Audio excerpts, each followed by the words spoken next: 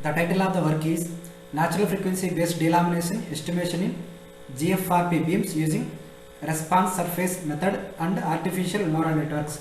The authors are Srikant TG, M. Senthil Kumar and S. Manikanta Reddy. Introduction. Vibration based monitoring of composite structures health by observing natural frequencies variations of the structures is performed in this work. Glass fiber reinforced polymer composite is considered for the study as it is widely used in aircraft and automotive components like stabilizers. The objective of this research is to estimate severity or size and location of these delaminations accurately so that losses due to failures can be avoided. This problem is separated into two phases. In the first phase, experiments has been conducted and the results has been validated using finite element modeling. In the second step, ANN and RSM are used to solve the inverse problem.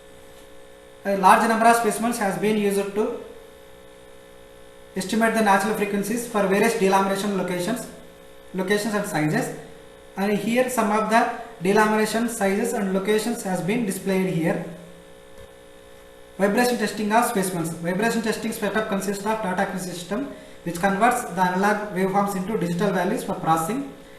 A triaxial accelerometer with a sensitivity of 5 mV per G is used to extract signals, and a LabVIEW software installed in the personal computer.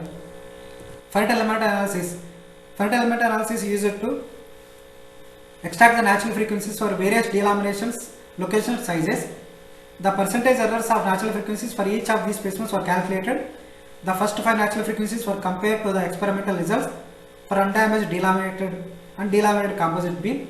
It was observed that the FEM model was able to predict the first 5 natural frequencies with just an error of less than 8%, showing that FEM modeling was sufficient for constructing the dataset rather than labor intensive, time consuming and pricey experimental method. Artificial neural network.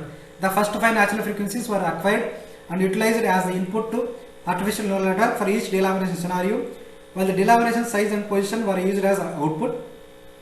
The ANN received a total of 192 input-output datasets for training, with the remainder being utilized for validation. Here the artificial neural network architecture with 5 inputs and a hidden layer with 13 nodes and output layer with 3 nodes has been displayed, and the regression model also shown in the slide. Response surface method. RSM uses surface plots to identify the location and size of the delamination. The response surface plots indicate the variation in the frequency modes with respect to the layer number and the delamination size. RSM was performed using Minitab. In this slide, some of the observations has been given. In the second column, the actual delamination location and size has been given. In the third column, the ANN predicted delamination location and size has been given. In the fourth column, the predicted values using RSM has been given, and the corresponding percentage errors for ANN and RSM are also been given. Conclusions. The changes of frequency with various delamination location size were obtained using experimentation and finite element techniques. The ANN and RSM inversion techniques were compared, and ANN was found to be more accurate but time consuming technique.